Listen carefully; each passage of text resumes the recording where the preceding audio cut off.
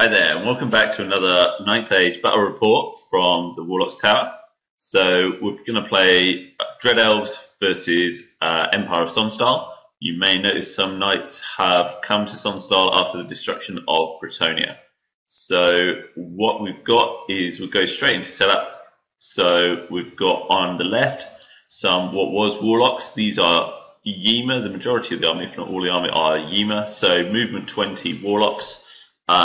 Over on the far left of my opponent's side, then 5 Dark Riders with crossbows, 10 Shades with an assassin at the front right. He has the stars which allow you to go to +1 strength on your attacks, so that's close combat attacks, and the rending stars or throwing stars, whatever.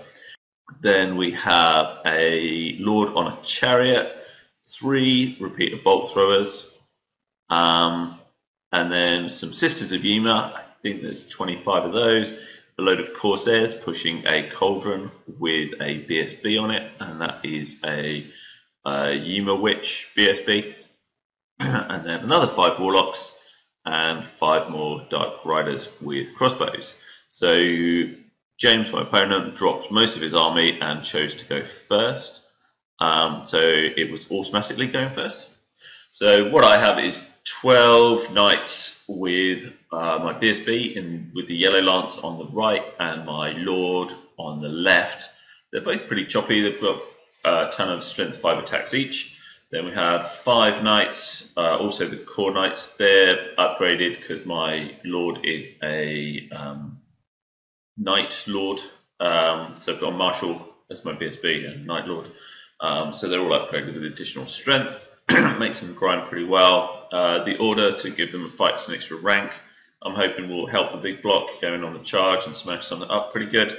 I think that might come as unexpected, so that'd be good. And then I've got my peg hero. He has 5 strength 4 attacks as well. So yeah, he's pretty good. He's got the fire gem. He's got a one-off charm shield. So yep, he's good. Steam tank. So we've got the block in front is impassable terrain. So neither of those can be targeted too early with shooting, and it allows my steam tank, obviously, with its random move to go either way. Then I've got 26 bowmen, and at the front, the monk-looking guy with the prayer box thing is a level 4 as was. So a master with the book, 4 spells on Pyromancy, and then behind that is 10 state militia with nothing, just as a drop back bunker for my wizard if needs be. I'm waiting to 3D print or buy some mortars, so currently my 2 Warp Lightning Cannons are playing as mortars. I do, possibly unsurprisingly, have Flaming Sword, so that's really good on the mortars. Bubble Flaming Sword on the mortars is excellent, so yeah, should be really good. And then we've got 5 pistoliers, 3 young griffins represented by these Kiwi models from Arkworld, awesome models, and then 5 more pistoliers.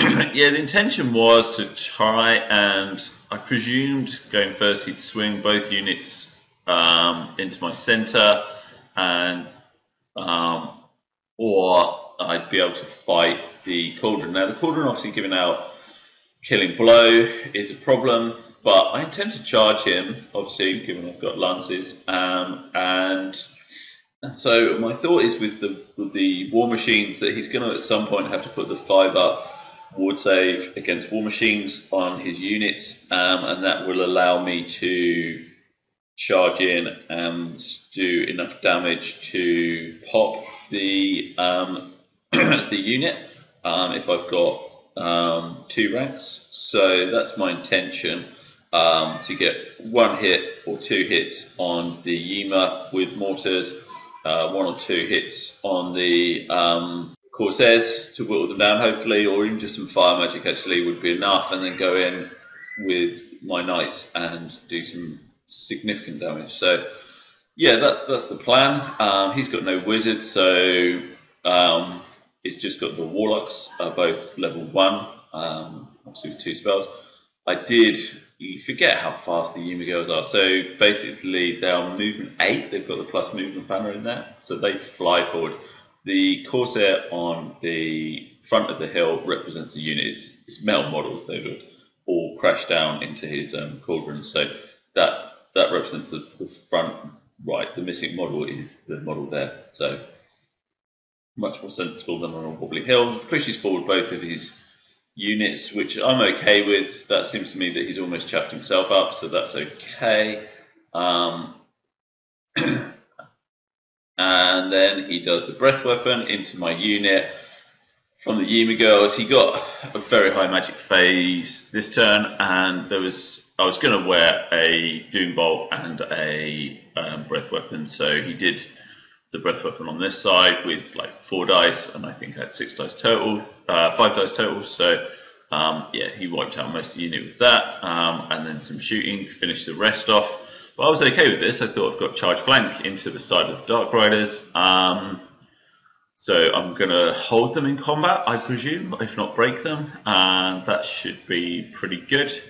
So I was okay with that at this moment. I know it's an expensive unit that's vanished in front of my eyes, but yeah, I can do with holding the big blocks up, so that I'm okay with this at the moment. He then does Doombolt and shooting into my pistoliers, and they vanish as well. He does 3 wounds onto my mortar with the bolt throwers. I mean, it's stupid at this point. I keep making the same mistake that basically I forget how fragile mortars or war machines are now. I just assume they're tough and 7. I play so much 8th edition Warhammer Fantasy Bowl that I forget.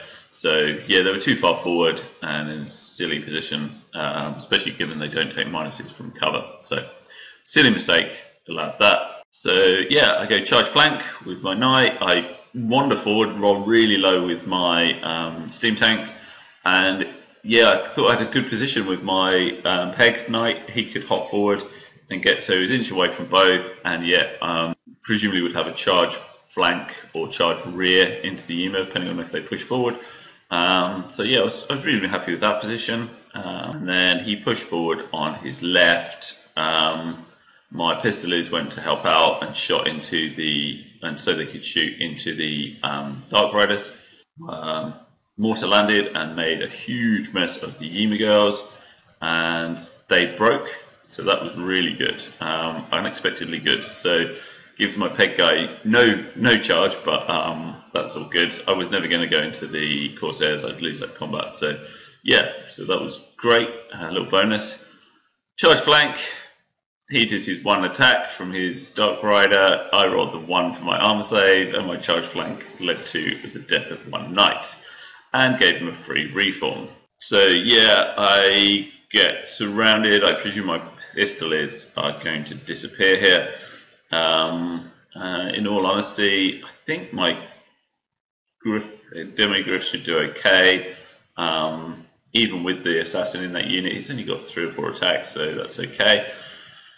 At this point, I realised I've made a mistake. The Yema chariot is pushing forward into my centre, and I was kind of like, oh yeah, if he charges into the woods, he's got to take dangerous terrain. Dangerous terrain is really, really dangerous now. So I was okay with that, and then I suddenly realised Yema gives everything Strider. He has Strider Woods, so he's going to take no dangerous terrain going into my mortars. I was like, oh, oops. So that makes my centre look really squishy. Yeah, he pushes forward with both units of fast cav. Yeah, again, I'm okay. I think I've still got a decent amount of ranks. The 2 fighty characters in my unit, 4 men fight. They don't have as many attacks as the corsairs are going to have, but I've got a 1-up armor save as opposed to a 4-up armor save, and their armor save disappears against lances. So I think I'm going to make a mess even without hitting them with the mortar or whatever at this stage. So I was okay with this. Yeah, the Dark Riders do some shooting, don't have an awful lot of effect. The Yema girls take off 2 knights from the back, so still at my rank, so this is all good. I can't remember if it was a Doombolt or the Rending Stars take off 2 wounds off the Demigryphs, and suddenly those guys look fragile. This went quite well. Turned around the archers, and actually Pyromancy removed the Dark Riders. I didn't actually have to do any magic into those guys, and so I put the spell onto the knights, where I do d6 strength 4 at the end of each combat phase. The Steam Tank obviously made a successful charge into the back of the Yema girls, which I presume will go fairly well, depending on 4-up wards, obviously. But yeah, looking good, and the Peg Knight comes through to help out as much as he can into that close combat. So yeah, it's all good. Yeah, the Demigryphs charge, they take 2 wounds on the charge, so they lost another model, lose another model to close combat, and just didn't do enough. So yeah, I think they were lucky to hold. Behind the woods in this first instance was a unit of corsairs. And other key bit of information, the secondary objective is to get into a scoring unit into the opposition's deployment. So James is just playing cagey and just sliding the corsairs forward, not really risking those guys. I go in, as you can see, the corsairs at the back do an absolute ton of damage. Lose my champion, unfortunately, just to close combat attacks. Neither of us challenged, but he allocated some attacks. He was one of the 2 ones I rolled for those 6 or 7 attacks that came through. So I lost my champion, which was a big problem. Yeah, so he was steadfast, BSB leadership and reroll. So yeah, he was pretty good at this point. I'm now concerned about this combat because he's obviously going to switch to Killing Blow. He had the 5-up ward on because he was thinking I was going to drop I was going to drop a mortar bomb on him. Because he had the 5-up ward, it allowed me to charge. 5-up ward only against War Machines, so is what the Cauldron does. But he can swap that to Killing Blow next turn, which I think will significantly change that combat. And obviously he's going to challenge as well with the Cauldron. Now I've only got my Lord and my BSB in there, or my General and my BSB, I should say. So yeah, he shoots off my mortar, passed my panic tests. This is again where Yema goes so well. He charges with his high movement chariot into my War Machine. That's going to end badly. Shoves forward 20 inches with each of his units of Yema and the Dark Riders. So again, threatening the bunker. So he's threatening both the bunker and the main unit with the wizard in.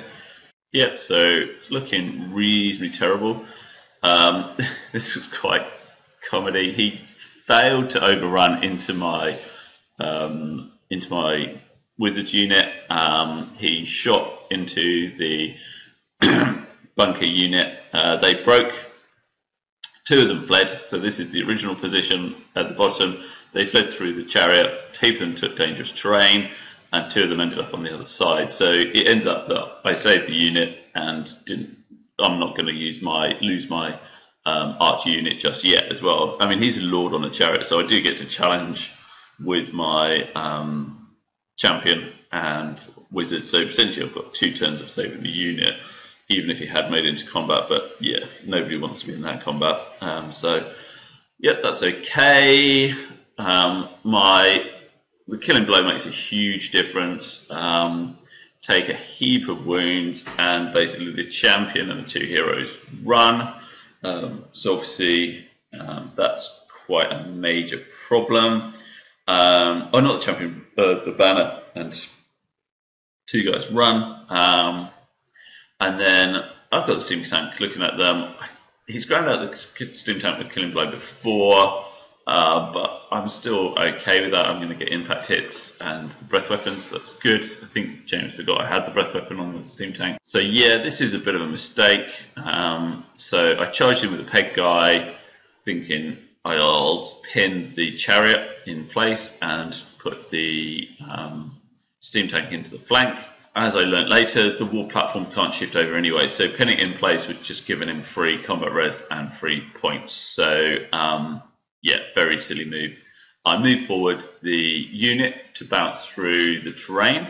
Now I think this might be an 8th edition throwback. I will look it up in a moment and flash up the rule, or comment below actually, because we've looked and we couldn't find it. I don't know if you can bounce through Impassable Terrain as you could in 8th edition. I'm still within vision of the chariot. I couldn't get out vision of the chariot and the warlocks. In all honesty, I didn't even try. So I just moved up to the Impassable Terrain thinking I can bounce through. And then, yeah, we let it happen in the game. But yes, that's the inevitable. The unit of knights rally in a slightly dodgy position, but hey ho. Combat goes okay. I kill an absolute ton of guys. The peg guy dies, but I've got the unit down to 4 corsairs left, so that's okay. Can live with that. The chariot just couldn't see the steam tanks charge into the rear, but the Yema girls just such huge movement that they got to go forward 20. Now the breath weapon attack that they've got, toxic attacks, which is obviously great in this matchup, and they can do the damage to units and allow it to boost to 18 inches. So he was like 18 inches and 2 millimeters or 7/8, whatever, of an inch in. So he was just in range of my knights, so just under 18 inches. So yeah, that 20-inch move on the Yema girls was amazing, and that breath weapon spell won the game in some respects. He took out so many knights with it turn 2, and obviously being in range now, he's going to kill some Dark Riders, but that's not the end of the world because he's not going to lose a unit. So yeah, bounced through with my bowman, took a heap of damage, took a wound on my wizard, and I'm stood in front of the Yema girls, so that's quite a major problem, but so is life. This game is not going well, so I'm aware that things are going to be, it's kind of minimising losses really.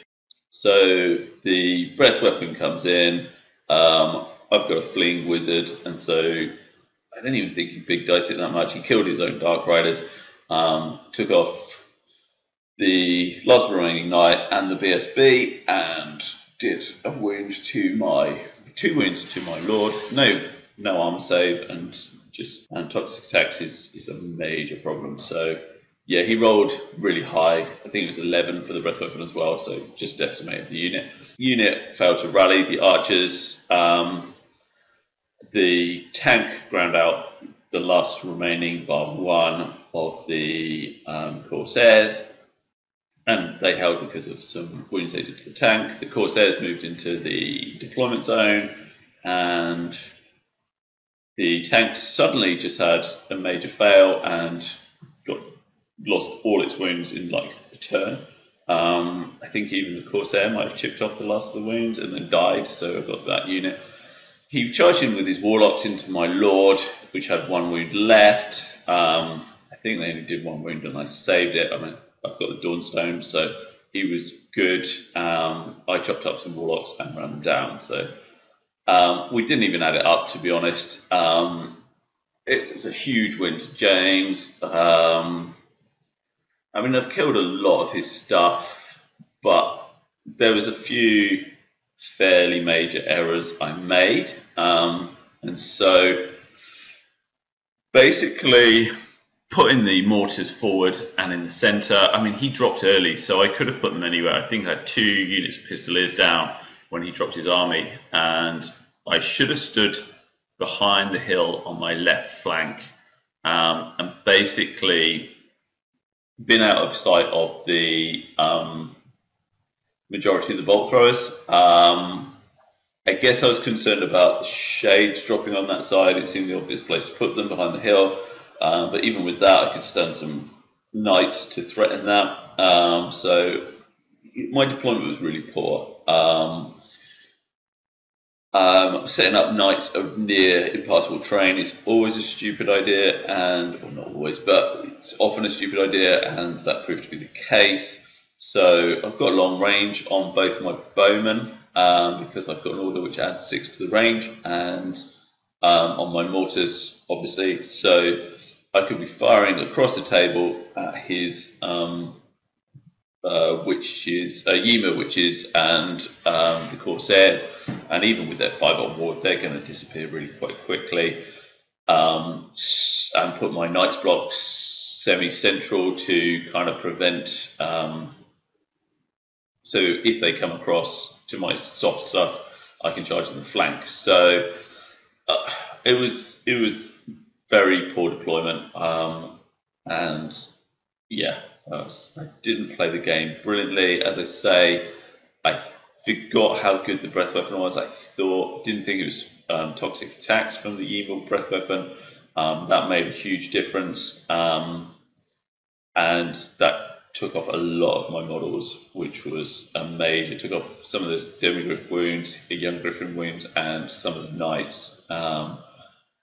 And I mean, threatening with war machines, especially mortars, into those units to try and keep them off the killing blow was good. The fighty heroes were also better than I thought. Obviously, I got lucky with the Yema girls breaking. They were stood next to the BSB and they still broke, so that is lucky. And in reality, this game should have probably gone even worse than it did. So yeah, very poor deployment on my part. Learn from my mistakes, guys and girls. Don't deploy bowlines centrally unless you've got a really good plan, particularly against very quick armies like this. That plan could, of course, be a dwarf organ gun if you've got a gun line and something that shoots that well at close range. That makes a huge difference. But my army, I split my fighting component from my shooting too much with that impassable terrain. So yeah, big mistake, big loss. But yeah, hopefully you guys learn from it, and hopefully you guys, more importantly, hopefully you enjoyed it. Talk to you soon.